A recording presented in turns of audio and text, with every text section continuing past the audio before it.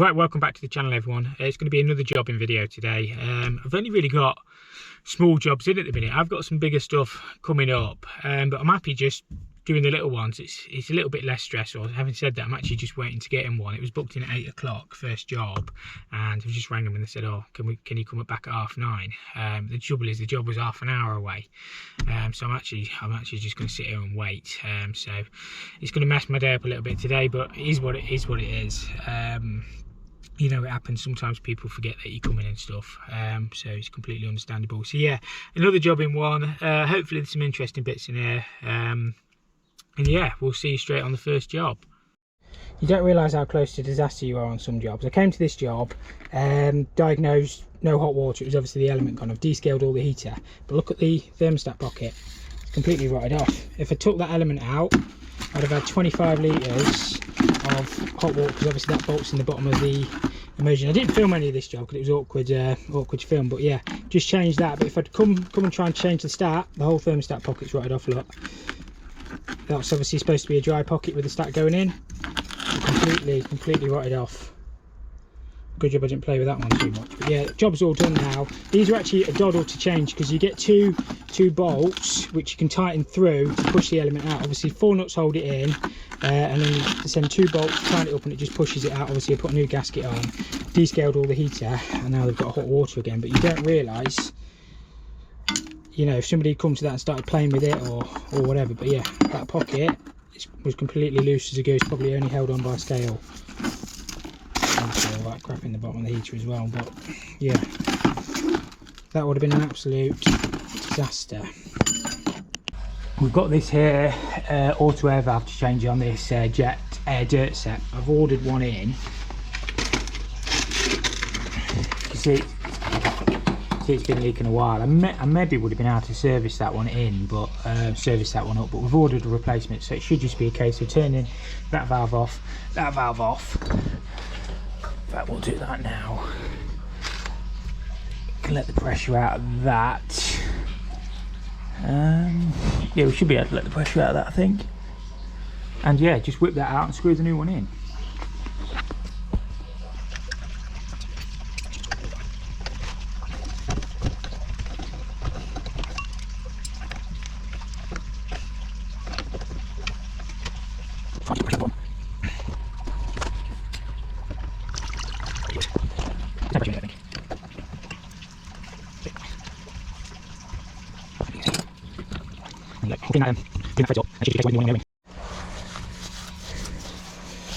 Just clean that with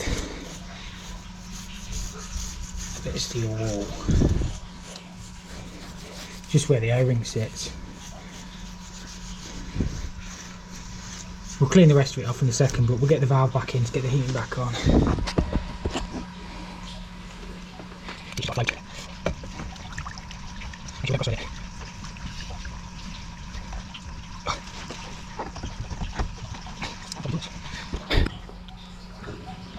Valve's back on. We'll just clean the rest of this off. It's got auto fill on it anyway, so it should fill itself back up. We'll just clean all that off.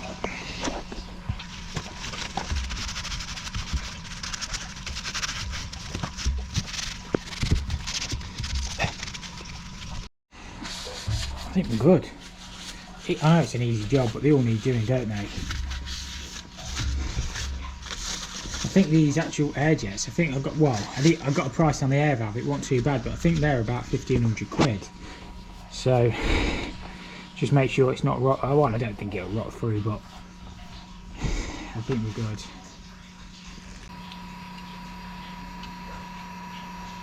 You never can actually manually shut them off, you know, if they do leak. Just like a normal vent in there, but I didn't know that, so you live and learn. But yeah, I bet I could have just nipped that up and it would have stopped it, but it still needed replacing, but it would have stopped the leak. This is just a quick call out job. I've just been called to this. It's got power onto the shower, but it's basically not heating up. It looks quite an old one. All I'll do on these is basically just get the make and model and the kilowatt, and then just I just get a new unit priced up. It should be fairly easy. Cable drops from the top, water in at the bottom, and then just through. So worst case now we can alter the pipes or whatever if we need to. But yeah, we just basically need one with the top entry electric and then a bottom entry left hand side water feed and whatever kilowatt it is. Does it say? It should say what kilowatt. Doesn't actually say. I've never heard of this, mate. It's a Galaxy. So there your guess is good as mine on it. It should say kilowatt. Oh, there it does. 8.5 kilowatt. Right in front of me. Yes, yeah. I've never heard of Galaxy. Is it tiled behind? Yes, it's not grouted, but it is tiled. So we'll just get a multi-fit one. I've just turned up to this job. A couple of rads not getting hot. Pump we're only on speed 1, but I've just noticed that AAV pouring out straight down onto the pressurisation unit. So that's not going to be doing a lot of good. I'll probably get that changed. Yeah, it's pouring out. I'll get that one swapped. But I'll put the pump on pump 3 and see if we're actually getting any temperature. What we're only at, well, that's the temperature. We're only at 40 degrees, so the lads aren't going to be getting very hot at that. Let's see what the boiler's set at. Yeah, I think the pump speed's probably a little bit low for this building. That's certainly not going to be helping anything. The only problem with this access is a bit of a nightmare on this one because we're right at the top. You've got to climb all the way up. Not that moaning, I'm not moaning at all, but it is. It's like my van's parked 300 yards away and you've got to keep climbing up this ladder, which is not ideal. But yeah, the plant room's on the roof, which is not that common to be honest with you. Not that what I see around here anyway. But yeah, I like all this. These are nice, aren't they? See where it's been running across straight down, and that'll probably go to the ground floor. They're the old pumps. Somebody's obviously put new pumps in at some point. It left all the rubbish up here, so it's a nightmare to get out, I'd say. All interesting stuff. No copper though. You never see any copper left here. Turns out there's a lift there. Why didn't nobody tell me there was a lift? I just climbed up 2 stories. Oh well, I'll climb back down as well.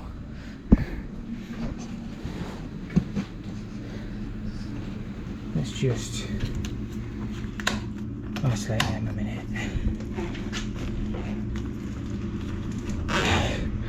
Isolate that. And I'll whip that valve out.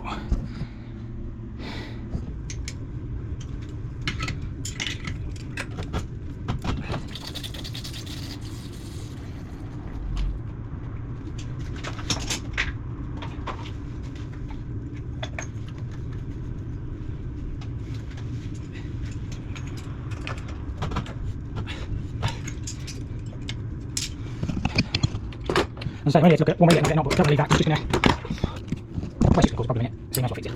£5 quid or whatever that. And that's got £2,000 pressurisation unit for as much stupid as that. Right, so you think back on. So I think it's actually working on the bottom head. Temperature's boiler. So it's picking up to temperature now. Boiler's about to fire back in, which it has done. I think them pumps were set a little bit too low. Because it's a big building. I know we're at the top and it's pushing it down, but literally the rads weren't getting out. It's already picked it up to 50 lot. So that's probably what the issue was. Yeah, should be alright. I'll go and check the rads. It was only at 40 when I first came in. Should be whizzing around. It probably should be set on variable anyway. So as the system shuts down, the pump will ramp up and down. So that's probably what we'll set it on. That's fixed curve. That's variable curve. So yeah, I'll have a play with it, but I'm sure temperature's picking up, so I'll probably just leave it on speed 3 for a minute, just to make sure the rads are working, and then we'll have a little bit of a play. Just turned up to this heater not working. First thing I've done is check to see if there's any power, and we've got no power at this spur, so we need to trace this back. It may well have tripped in the board. So this is just a vented oversing. These will continue to drip a little bit as they heat up. It's just completely normal for that tap not to shut off. But the minute it's not heating up, because obviously we've got no power. So I've just checked with my tester. nothing in there. So yeah, we'll go and see if we can see the find the fuse board. So it's tripped on this fuse here. So we'll reset it and we'll go and find out if it's done any good. So it's all heating up now. So I think it just tripped out. Should be absolutely fine. As I say, that'll continue to drip for a bit and then it will just stop. Never over tighten them because the amount of times that they get stripped. I carry them on the van as a spare actually. They do, the annoying thing is they do like a male one and a female one. But people just like all the way around and then the heads pop off them. But yeah, that will stop. Stop.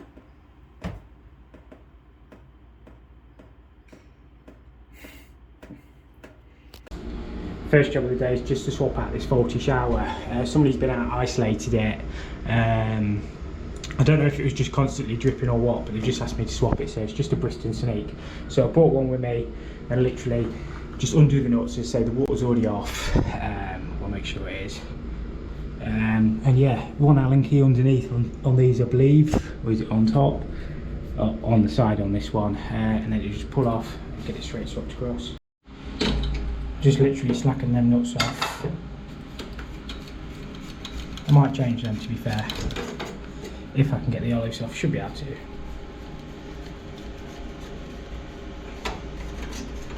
Undo that Allen key and that'll just pull.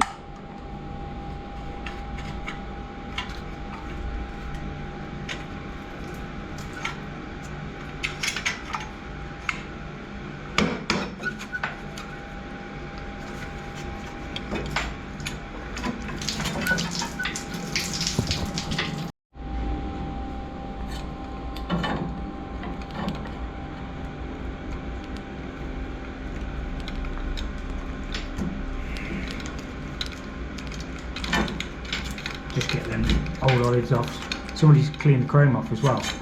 You don't actually have to do it, but they have done.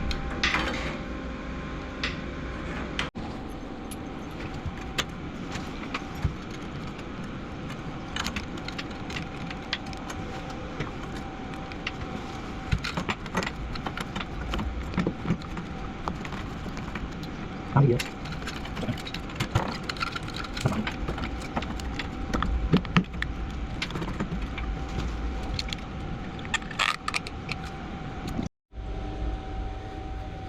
Right, that's all back on. I have nicked that valve up as well. That's obviously been leaking, but I'll clean all that scale off.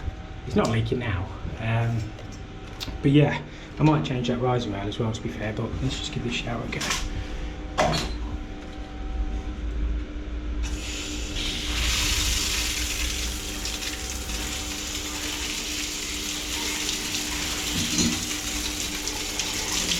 It's good to know. Easy one sorted that. Yeah, job done. Right, I've got this isolation valve down here to change. It's been rounded off, it says on the report. So all I'm going to do is, I don't know whether to put, I might put a limper valve in there. But I can isolate it up here. I think this one will do it.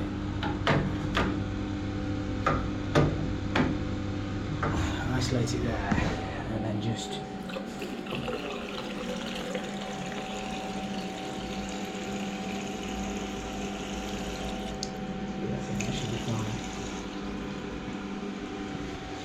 that is the cold.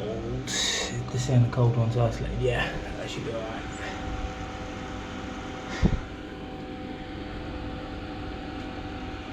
We've got two colds coming in. The top one was probably tank fed to the toilets at some point. That one's mains. Now it's hot, but we should be safe. Certainly if I would that one off as well, in case it comes back through the blender, it shouldn't do. Should be safe to rip that off. Yeah, I'll just swap that one out.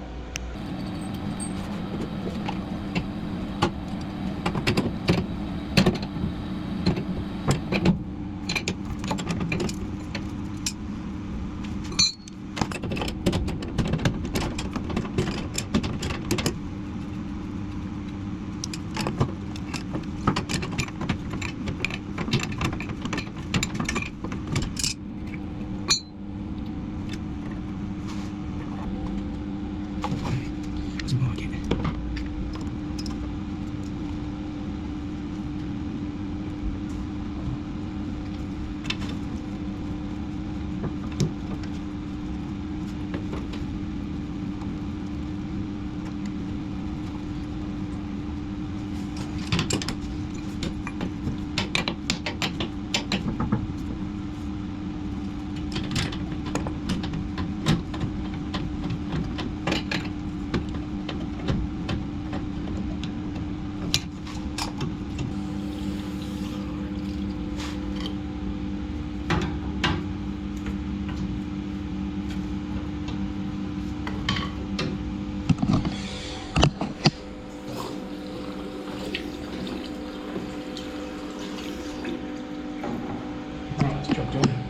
Here's an interesting one for you at the end of the video. Right, this is government levy charge. Obviously they've been told they've got to give the money back now, haven't they?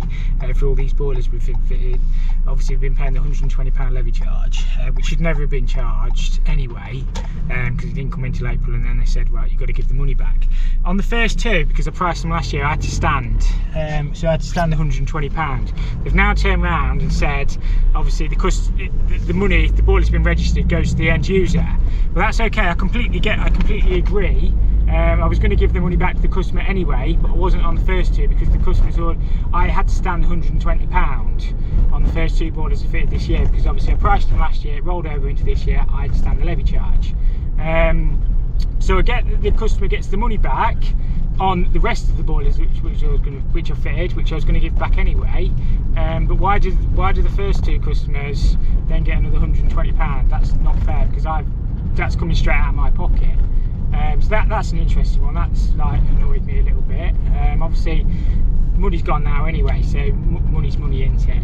And the other thing I learned this week is the gas rating on a metric meter. You only have to gas rate over 1 minute now. This is actually quite interesting. I reckon it's actually a more accurate reading over 1 minute than 2 minutes. TB162 is the actual technical document if you want to have a read up. But I reckon, obviously they've done loads of experiments and stuff, and yeah, it's more accurate over 1 minute than 2 minutes. Obviously we've always done it over 2 minutes. I reckon it will save, I don't really buy this, but 600,000 tonnes of carbon in the atmosphere a year as well if you only do it over 1 minute. So yeah, that was something I learned this week. So yeah, I'm probably going to end the video there. Let me know if you've had that with the boiler levy charge though, because obviously I don't do loads of boilers. I've probably done about 10 or 12 this year, which I was going to give the money back anyway, because I'd like to think I was honest and decent, but not on the first two because I had to stand that. So yeah, let me know if you've had that. Let me know, yeah, basically let me know. And as always, thank you so much for watching, and we'll catch you next week.